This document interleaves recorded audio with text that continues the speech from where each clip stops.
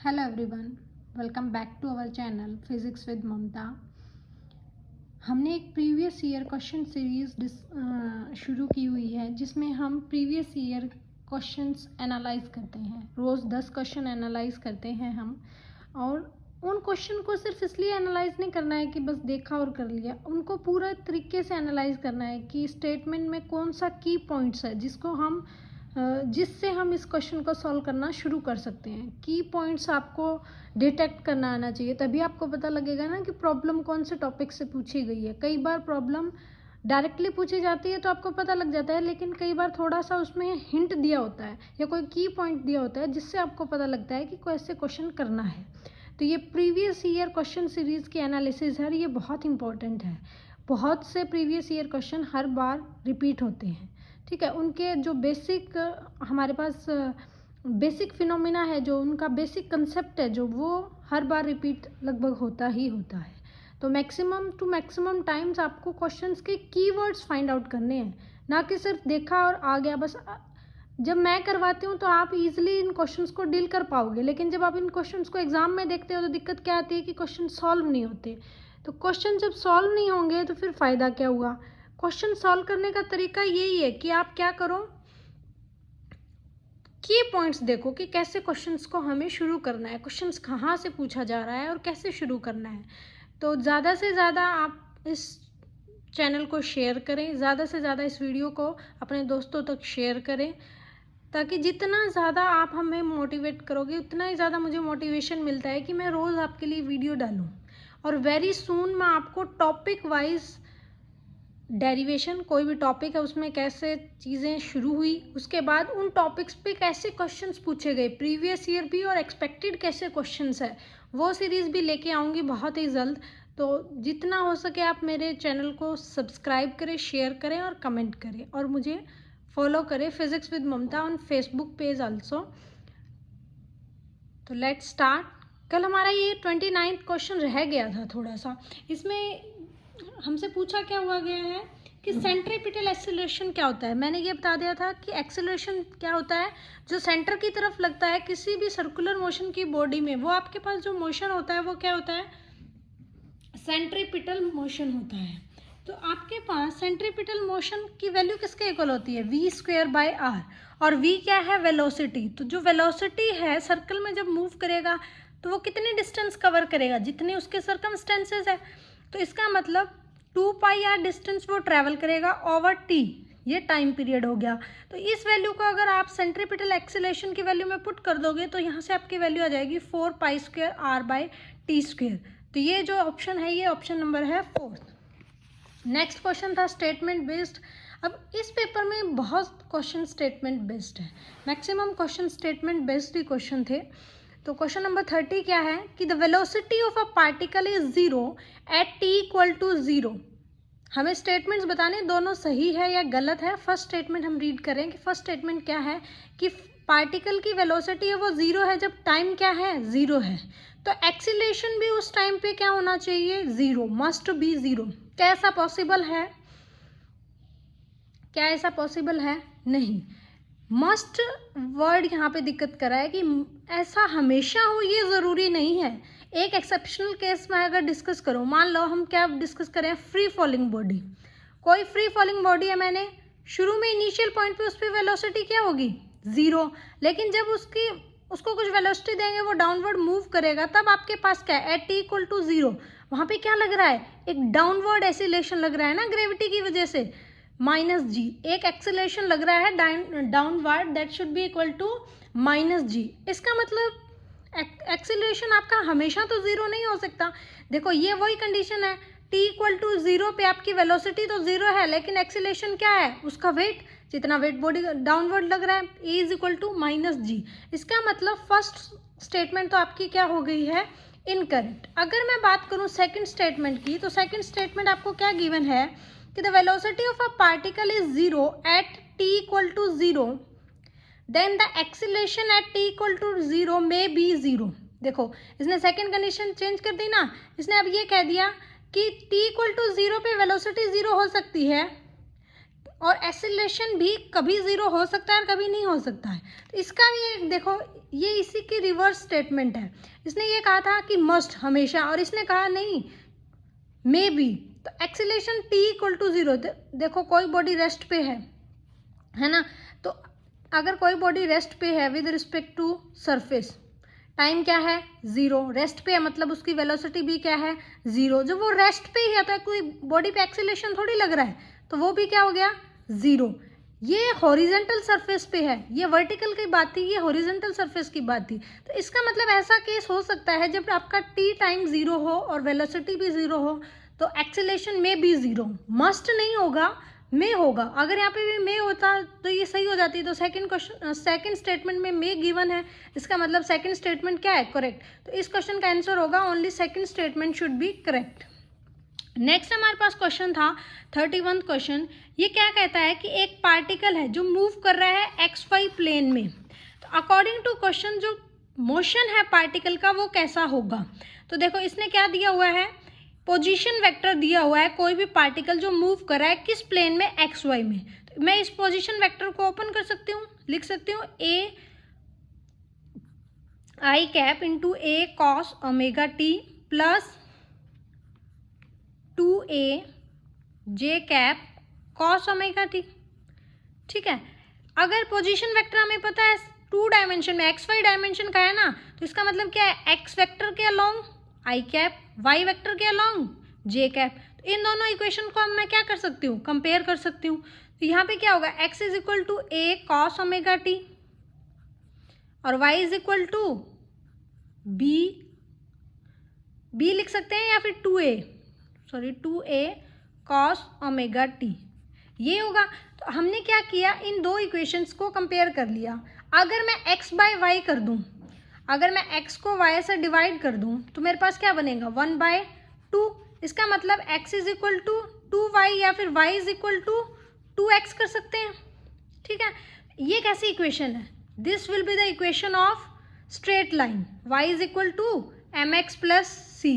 तो mx plus सी है, तो यहाँ पे आपका m क्या बताता है स्लोप, c क्या बताता है इंटरसेप्ट। तो इस केस में इंटरसेप्ट क्या है 0, लेकिन स्लोप क्या है 2 के इक्वल। तो ये एक इक्वेशन क्या होगी स्ट्रेट लाइन। लेकिन इसने क्या पूछा है, इसने ये नहीं पूछा कि ये इक्वेशन स्ट्रेट लाइन है या नहीं, इसने ये पूछा है कि ये जो पार्टिकल है ये कैसा पाथ फॉलो कर रहा है, या जो मोशन है पार्टिकल का वो कैसा है, पीरियोडिक घूम रहा है, वो इलिप्स में घूम रहा है, स्ट्रेट लाइन में घूम रहा है या सिंपल हार्मोनिक में घूम रहा है। तो हमें ये तो पता चल गया कि इस पार्टिकल का पोजीशन वेक्टर किसके रिस्पेक्ट में है, एक स्ट्रेट लाइन के फॉर्मेट में है। तो इसका मतलब जो आपका पार्टिकल है, अगर अब मैं इस पार्टिकल की बात करूं, जो हमारे पास जो पार्टिकल है वो किस में मूव कर रहा है, एक सिंपल हार्मोनिक मोशन में, जिसका फेज डिफरेंस किसके इक्वल होगा 0 के, क्योंकि दोनों में क्या है cos ओमेगा टी है ना, a cos omega T 2a cos omega T, लेकिन दोनों का एम्पलीट्यूड क्या है डिफरेंट है, एक का a है और एक का क्या है 2a है, दोनों का जो एम्पलीट्यूड है वो डिफरेंट है। तो इसका मतलब नेट एम्पलीट्यूड क्या होगा, दोनों एम्पलीट्यूड का स्क्वायर का रूट। तो हमारे पास जो नेट एम्पलीट्यूड होगा वो क्या होगा √5a। तो ये जो मोशन है पार्टिकल का ये कैसा है सिंपल हार्मोनिक मोशन है, और हमें पता है सिंपल हार्मोनिक मोशन एक पीरियोडिक मोशन होता है, लेकिन all periodic motion simple harmonic motion हो ये पॉसिबल नहीं है। तो इस क्वेश्चन का जो आंसर रहेगा वो क्या रहेगा, फोर्थ जो ऑप्शन है वो। नेक्स्ट क्वेश्चन डिस्कस करते हैं 32। In a projectile motion, projectile motion के बारे में पूछा गया है कि जो वेलोसिटी है वो हमेशा परपेंडिकुलर होती है एक्सीलरेशन के, is never perpendicular to the acceleration, is perpendicular to the acceleration at only one point, और इज परपेंडिकुलर फॉर 2 इंस्टेंट्स। ये क्वेश्चन मैंने शॉर्ट वीडियो में भी करवाया है, दोबारा डिस्कस कर लेते हैं कि कोई पार्टिकल क्या कर रहे हैं, हम प्रोजेक्टाइल मोशन करवा रहे हैं, मतलब कुछ इनिशियल वेलोसिटी u से मैं मूव करवा रही हूँ उसको, और मेरे पास जो एंगल है किस वेलोसिटी किस एंगल से मैं उसको प्रोजेक्ट करवा रही हूँ अल्फा एंगल से। तो जब हम इसको अल्फा एंगल से मूव करवाएंगे, अगर मैं इस वेलोसिटी कंपोनेंट को रिजोल्व करूँ 2 कंपोनेंट्स में, एक होगा u cos थीटा और एक क्या होगा u sin थीटा। तो देखो हर पॉइंट पे वेलोसिटी की डायरेक्शन क्या है डिफरेंट, लेकिन हमारे पास जो एक्सीलरेशन है वो क्या लग रहा है डाउनवर्ड, हमारे पास जो एक्सीलरेशन लग रहा है वो क्या लग रहा है डाउनवर्ड, और वो कितना लग रहा है a is equal to minus of g, negative sign due to downward. तो हर कंडीशंस पे हमारे पास क्या है, प्रोजेक्टाइल मोशन कुछ ऐसा ही होगा ना कि जहाँ तक ये पहुँचेगा वो उसकी क्या है, हॉरिजेंटल रेंज, और जितने टाइम में वो उस रेंज को कवर करेगा वो उसका क्या है, टाइम ऑफ फ्लाइट। तो यहाँ पे एक मैक्सिमम, जब आपका प्रोजेक्टाइल मोशन का मैक्सिमम होगा तब आपके पास जो u होगी और जो एक्सीलरेशन के बीच का एंगल होगा वो क्या होगा, 90 होगा। अदर देन एवरी पॉइंट जो आपकी वेलोसिटी है और जो एक्सीलरेशन है उनके बीच में क्या होगा, कुछ ना कुछ एंगल होगा, मतलब जो एंगल है वो 90 नहीं होगा। तो इसका मतलब सिर्फ एक ही पॉइंट है जिस पे परपेंडिकुलर होगा कौन, वेलोसिटी टू द एक्सीलरेशन। किस मोशन की बात कर रहा है, प्रोजेक्टाइल मोशन की। ठीक है, नेक्स्ट क्वेश्चन हम डिस्कस करते हैं 23 नंबर क्वेश्चन। क्वेश्चन क्या है कि आपके पास दो स्टेटमेंट्स गिवन है। फर्स्ट स्टेटमेंट क्या है कि जो कंडक्टर सरफेस है वो क्या है, एक इक्विपोटेंशियल सरफेस है, और second statement is given that कि जो सरफेस चार्ज डेंसिटी है वो प्रेजेंट किस पे होती है, outer surface of the conductor. तो स्टेटमेंट्स को हमें चेक करना है कि कौन से स्टेटमेंट सही है।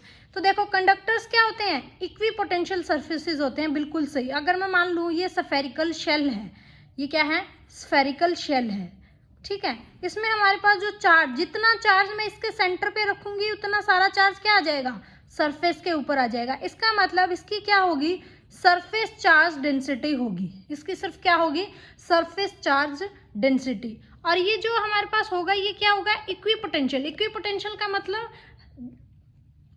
कि जो आपका कंडक्टर है उसके हर पॉइंट पे पोटेंशियल की वैल्यू क्या है, सेम है। ठीक है, तो ये दोनों ही जो स्टेटमेंट्स है वो करेक्ट है कि कंडक्टर क्या होता है, कंडक्टर की सरफेस इक्विपोटेंशियल सरफेस होती है, और आपके पास जो चार्ज प्रेजेंट होता है किसी भी कंडक्टर में वो क्या होता है, सरफेस पे ही होता है। इनसाइड चार्ज जीरो है तो इलेक्ट्रिक फील्ड भी क्या होगा, zero, according to Gauss law, है ना।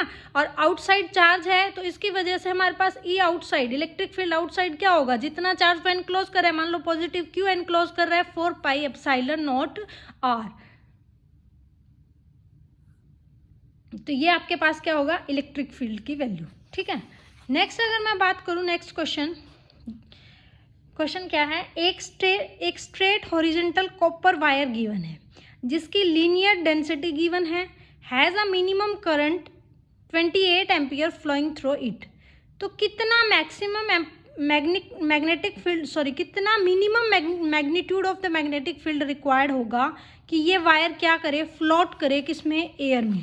तो देखो फ्लोट कर रहा है एयर में, इसका मतलब ये कोई कॉपर वायर है, ये अगर एयर में फ्लोट कर रहा है तो एक तो इस पर क्या लग रहा है, मैग्नेटिक फील्ड, और उस मैग्नेटिक फील्ड को कौन बैलेंस कर रहा है, डाउनवर्ड वेट। उसको कौन, क्योंकि वो तभी कोई चीज़ कब फ्लोट करती है जब उसका नेट फोर्स क्या हो, बैलेंस्ड हो, है ना।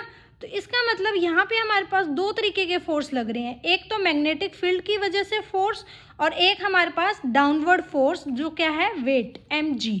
तो देखो इसकी क्या दी हुई है हमें, लीनियर मास डेंसिटी। ये क्या है, कॉपर बॉल है, ये कॉपर बॉल है जिसकी लीनियर मास डेंसिटी दी हुई है।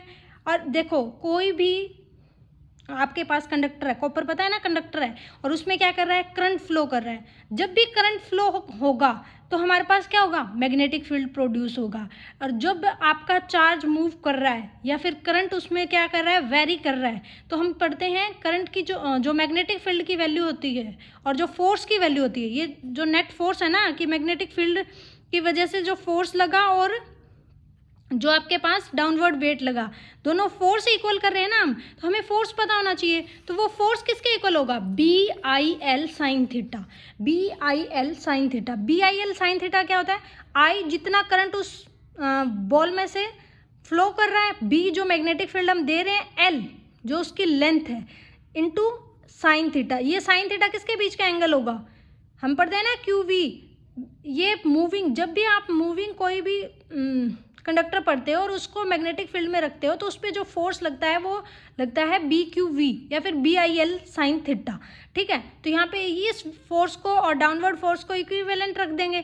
तो देखो इसने पूछा था मिनिमम वैल्यू ऑफ B, तो मिनिमम वैल्यू ऑफ B कब होगी, जब साइन थीटा क्या होगा, मैक्सिमम, क्योंकि ये वैल्यूज तो कांस्टेंट है। तो साइन थीटा मैक्सिमम होने के लिए थीटा क्या होना पड़ेगा, 90।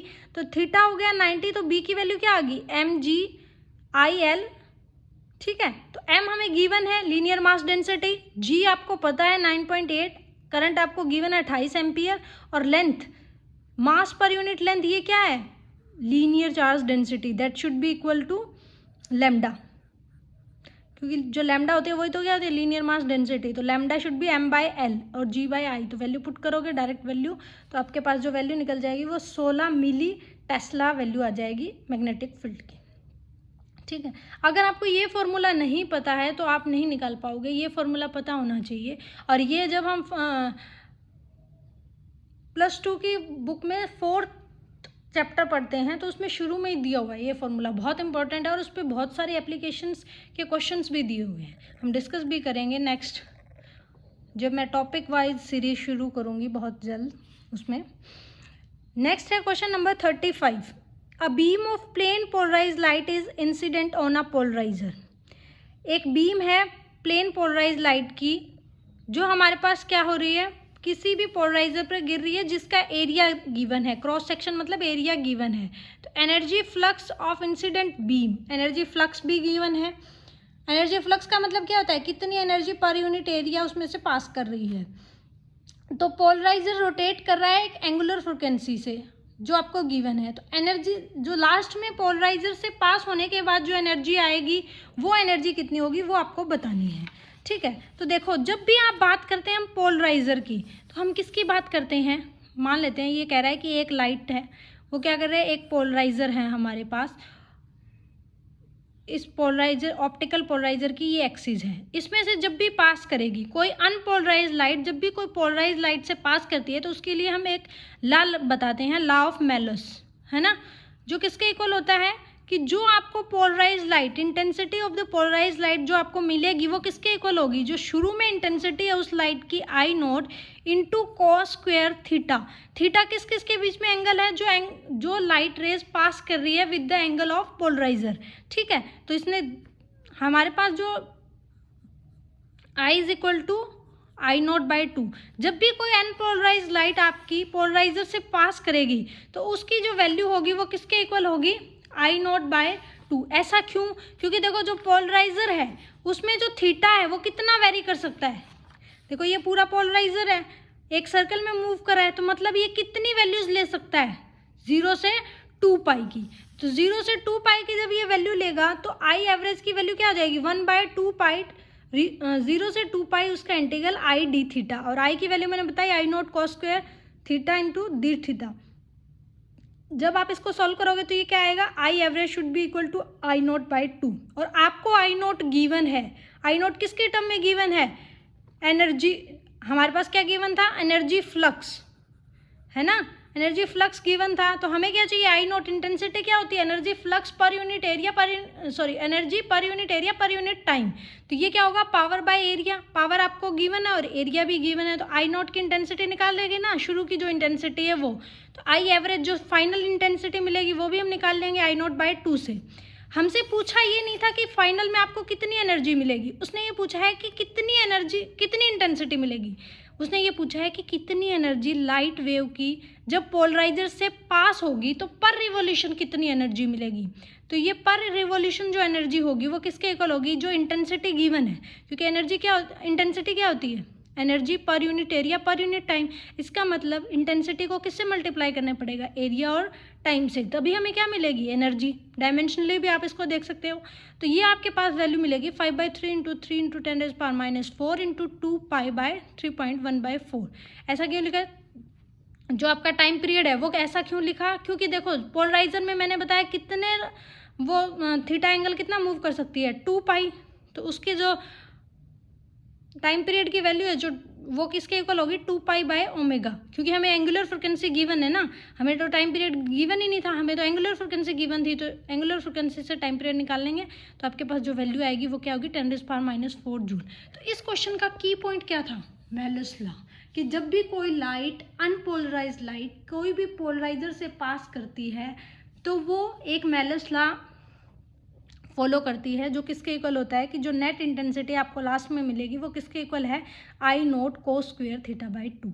अगर ये आपको पता है तो यहाँ पे तो क्या है, सिर्फ यूनिट कन्वर्जन ही मानो आप, उसके बाद तो कुछ ही नहीं है, बहुत इंपॉर्टेंट है ये भी। नेक्स्ट अगर मैं बात करूँ 36 नंबर क्वेश्चन कि choose the correct statement. First statement क्या है, एक सही स्टेटमेंट बतानी है, 4 स्टेटमेंट्स गिवन है। First statement is in a uniform electric field an electric dipole experience no net force but a non zero torque। तो देखो जब भी हमारे पास कीवर्ड देखो, जब भी आपके पास कैसा इलेक्ट्रिक फील्ड हो, यूनिफॉर्म इलेक्ट्रिक फील्ड हो, तो आपके पास इलेक्ट्रिक डाइपोल है ना, वो सिर्फ क्या करता है एक नॉन जीरो टॉर्क ही एक्सपीरियंस करता है, फोर्स एक्सपीरियंस नहीं करता है। लेकिन जब आपके पास यही इलेक्ट्रिक फील्ड क्या हो, नॉन यूनिफॉर्म हो, सेकंड स्टेटमेंट भी दी है इसने, वरना मैं वैसे ही बता रही थी कि अगर आपके पास नॉन यूनिफॉर्म इलेक्ट्रिक फील्ड है तब डाइपोल क्या एक्सपीरियंस करता है, नॉन जीरो ही फोर्स और नॉन जीरो ही टॉर्क। ठीक है, तो दोनों स्टेटमेंट्स ये ठीक हैं।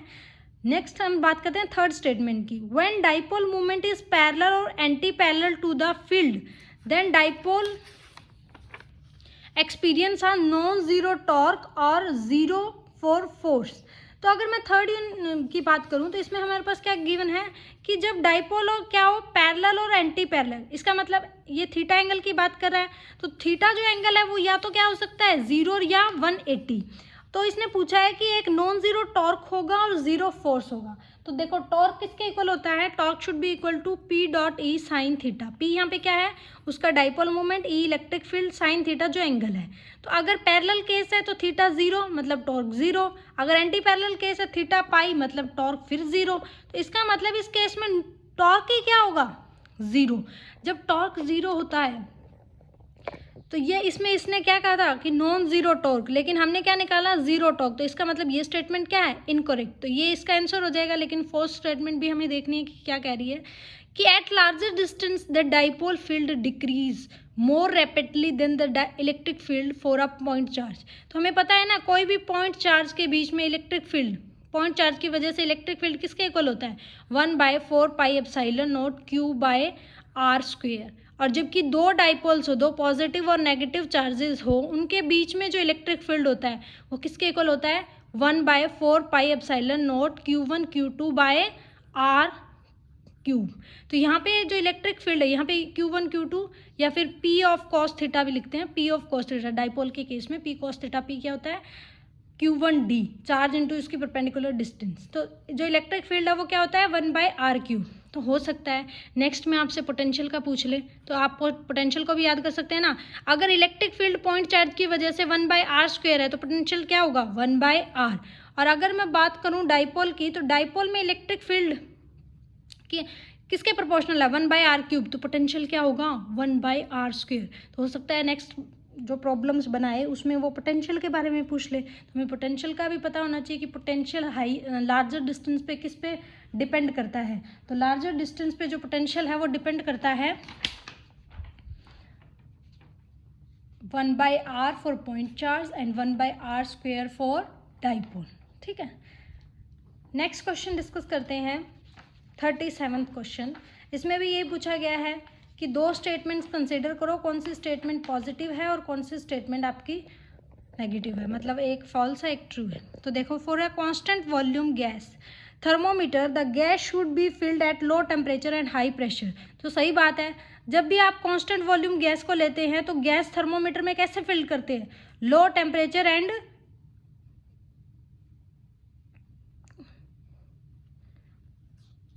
ये गलत है, यहाँ पे आएगा high temperature and low pressure. तो फर्स्ट स्टेटमेंट क्या है आपकी गलत है। सेकंड स्टेटमेंट हम देखते हैं, फर्स्ट स्टेटमेंट तो गलत हो गई क्योंकि जब भी आप गैस को फिल करते हो तो टेम्परेचर उसका क्या रखते हो हाई और प्रेशर क्या रखते हो लो। अगर मैं सेकंड स्टेटमेंट की बात करूं तो ये कह रहा है कि जैसे जैसे मैं टेम्परेचर को इंक्रीज करती हूं तो time period of the pendulum should be increase. तो देखो भाई, हमें पता है for simple harmonic pendulum time period should be equal to √L/G 1/2π, है ना। तो आपके पास लेंथ जी तो वैल्यू फिक्स है, लेंथ डिपेंड करेगा, और जब टेम्परेचर आप बढ़ाओगे तो effective length of the pendulum क्या हो जाएगी, इंक्रीज हो जाएगी, जिसकी वजह से आपके पास जो टाइम पीरियड है वो भी क्या हो जाएगा, इंक्रीज। तो सेकंड स्टेटमेंट तो आपकी करेक्ट है, लेकिन फर्स्ट स्टेटमेंट आपकी क्या है, इनकरेक्ट। और देखो ये कंडीशन एक और चीज़ की भी होती है, हाई टेम्परेचर और लो प्रेशर पे आप क्या करते हैं, जो रियल गैस है उसको किसकी तरह बिहेव करवाते हैं, आइडियल गैस की तरह। तो ये क्वेश्चन भी मैंने शॉर्ट्स में डिस्कस किया हुआ है, आप उसको भी देख सकते हैं, ठीक है। नेक्स्ट क्वेश्चन हम डिस्कस करते हैं 38। ये भी स्टेटमेंट बेस्ड क्वेश्चन है। Which of the following is, statement नहीं है, सीधा ही है, which of the following is not one of the fields of the application of photo electric cell, कि फोटो इलेक्ट्रिक सेल के कौन सा एक एप्लीकेशन नहीं है। तो काउंटिंग मशीन, बिल्कुल। फोटो इलेक्ट्रिक मशीन क्या करती है, फोटो एनर्जी को किस में चेंज करती है, या लाइट एनर्जी को किस में चेंज करती है, इलेक्ट्रिक एनर्जी में। तो काउंटिंग मशीन में ये यूज़ होता है। Compare the illuminating power of the two sources, बिल्कुल, दो पावर सोर्सेज के इल्यूमिनेटिंग पावर को हमें अगर कंपेयर करना हो तो भी फोटो इलेक्ट्रिक सेल का यूज़ करते हैं। ये आपने लैब में किया भी होगा, I = 1/r², photo inverse photo electric effect, है ना। तो I = 1/r² जब आपने किया था तो वहाँ पे हम किसका यूज़ कर रहे थे, लाइट सोर्स से फोटोवोल्टिक सेल पे या फोटो इलेक्ट्रिक सेल पे क्या कर रहे थे, लाइट को फॉल करवा रहे थे और डिस्टेंस वेरी करके इंटेंसिटी को नोट कर रहे थे। तो ये भी एप्लीकेशन पार्ट है फोटो इलेक्ट्रिक इफेक्ट की। थर्ड अगर मैं बात करूँ, automatic operation of street light, बिल्कुल, स्ट्रीट लाइट में सोलर सेल फोटोवोल्टिक सेल दोनों ही यूज़ होते हैं। Next is reproduction of light in motion picture. तो ये नहीं होता है ये कि इसमें रिप्रोडक्शन ऑफ लाइट नहीं, रिप्रोडक्शन ऑफ साउंड का यूज़ करते हैं जब भी हम मोशन पिक्चर को करते हैं। तो हमारे पास जो ये फोर्थ ऑप्शन है ये आपका क्या हो जाएगा, रॉन्ग। नेक्स्ट क्वेश्चन डिस्कस करते हैं। ये थोड़े स्टेट बेस्ड क्वेश्चन है, ऐसे क्वेश्चन है जिनके बारे में आपको पता ही होना चाहिए ना, इनमें कोई लॉजिक नहीं है। जैसे है 39th क्वेश्चन, इसमें पूछा हुआ है कि आइडियल ट्रांसफॉर्मर्स की क्या करेक्टरिस्टिक्स है। तो जितनी भी चीज़ें आइडियल है ना उनकी करेक्टरिस्टिक्स तो आपको पता ही होनी चाहिए, बेसिक। तो फर्स्ट क्या है कि इसके प्राइमरी और secondary windings resistance R very high, the core has infinite permeability, the leakage inductance are 0 and negligible magnetomotive force required to establish flux in a core। तो देखो ट्रांसफॉर्मर में क्या होती है, प्राइमरी और सेकेंडरी कोइल्स ही होती है ना। उनके रेजिस्टेंस अगर आपके हाई हो जाएंगे तो करंट फ्लो करेगा, नहीं करेगा ना, बहुत कम करेगा। ट्रांसफॉर्मर यूज़ किस लिए करते हैं, किसी भी एसी सर्किट को आगे ट्रांसफ़र करने के लिए। ट्रांसफॉर्मर का मतलब transfer of AC, whether high voltage और लो वोल्टेज, ठीक है। तो फर्स्ट जो आपकी स्टेटमेंट है वही क्या हो जाएगी, इनकरेक्ट, कि आपका जो इनपुट रेजिस्टेंस है इनका हाई, प्राइमरी और सेकेंडरी रीडिंग्स का ये क्या होना चाहिए, लो। अगर मैं सेकंड की बात करूँ तो कोर हैज़ इनफाइनाइट परमेबिलिटी, सही बात है। लीकेज करंट क्या होना चाहिए, लीकेज इंडक्टेंस क्या होनी चाहिए, 0। नेग्लिजिबल मैग्नेटोमोटिव फोर्स होना चाहिए ना, तभी उसमें क्या होगा, फ्लक्स जितना वेरी करेगा किसी भी चीज़ में। इलेक्ट्रोमैग्नेटिक इंडक्शन में भी हम ट्रांसफार्मर का यूज़ करते हैं, तो वहाँ पे हमारे पास क्या होता है, जब भी फ्लक्स का वेरी करते हैं तो हमारे पास क्या होती है कि EMF जनरेट होती है ना। तो इसका मतलब ये भी क्या होना चाहिए, 0 इनिशियली। तो फर्स्ट जो आपकी स्टेटमेंट है वो क्या हो जाएगी, रॉन्ग। नेक्स्ट हम बात करते हैं 40 नंबर क्वेश्चन और आज का लास्ट क्वेश्चन की स्टेटमेंट्स गिवन है। एक होता है microwaves are produced by an electric current with an oscillating current, कि जो माइक्रोवेव्स है वो कैसे प्रोड्यूस होती है, वो प्रोड्यूस होती है ऑसिलेटिंग करंट से। ये बात बिल्कुल सही है। अगर मैं सेकंड की बात करूं तो जो ओजोन लेयर है कन्वर्ट्स करती है UV रेज को इनटू IR रेज, ये भी सही है, क्योंकि ओजोन लेयर ही हमें बचाती है ना अल्ट्रावायलेट रेडिएशन से, क्योंकि वो उनको किस में चेंज कर देती है, इंफ्रारेड रेडिएशंस में। तो दोनों ही स्टेटमेंट्स इसकी क्या है, करेक्ट है। तो इसमें साथ साथ आप एक स्पेक्ट्रम भी याद कर लीजिए कि अगली बार क्या पता स्पेक्ट्रम से क्वेश्चन बन जाए। जैसे शुरू में क्या होती है, रेडियो वेव्स, जिनकी वेवलेंथ क्या होती है, सबसे ज़्यादा, और फ्रिक्वेंसी क्या, सबसे कम। उसके बाद में माइक्रोवेव, है ना। उसके बाद में अल्ट्रा विजिबल, उसके बाद में विजिबल, उसके बाद में IR, फार IR, एक्स रेज और गामा रेज। गामा रेज की फ्रिक्वेंसी क्या होती है? सबसे ज़्यादा। वेवलेंथ क्या होती है? सबसे कम। रेडियो वेव की फ्रिक्वेंसी क्या होती है? सबसे कम। वेवलेंथ क्या होती है? सबसे ज़्यादा। और विजिबल का आपको पता ही है, विजिबल की रेंज आपको पता होनी चाहिए कितनी होती है, 6000 एंगस्ट्रॉम से 8000 एंगस्ट्रॉम तक। ठीक है, तो आज के ये 10 क्वेश्चन सब्सक्राइब करें और कमेंट करना ना भूलें। फिजिक्स विद ममता आपको कैसा लग रहा है, क्या इम्प्रूवमेंट करनी चाहिए, क्या आपके सजेशंस है, कैसे क्वेश्चंस और लेके आए। मेरे हिसाब से अगर आप इन क्वेश्चंस की बेसिक कंसेप्ट्स को और की पॉइंट्स को समझ जाते हैं ना, तो आप आराम से पीजीटी क्या कोई भी एग्ज़ाम क्यों ना हो फिज़िक्स का निकाल सकते हैं। तो आपको की पॉइंट्स खुद से समझ आना चाहिए, मेरे बोलने के बाद आपको समझ आना चाहिए। अब अगर आप इन क्वेश्चंस को दोबारा करो तो इन क्वेश्चंस का की पॉइंट्स क्या था, जब भी मैं क्वेश्चन पढ़ूँ तो मुझे की पॉइंट्स का पता चलना चाहिए। और थोड़ा सा आगे पीछे का आप अगर उनको रिलेट कर लेते हैं, जैसे मैंने बताया माइक्रोवेव का इसने अभी पूछा है, अगली बार ज़रूरी तो नहीं है माइक्रोवेव का ही पूछेगा, अनदर किसी भी वेव की करेक्टरिस्टिक्स पूछ सकता है। तो हल्का अगर मैं उसको साथ साथ रिवाइज करके चलती हूँ तो मेरा बहुत ईजिली बेस्ट तैयारी हो जाएगी। तो thank you to all of, stay tuned with us.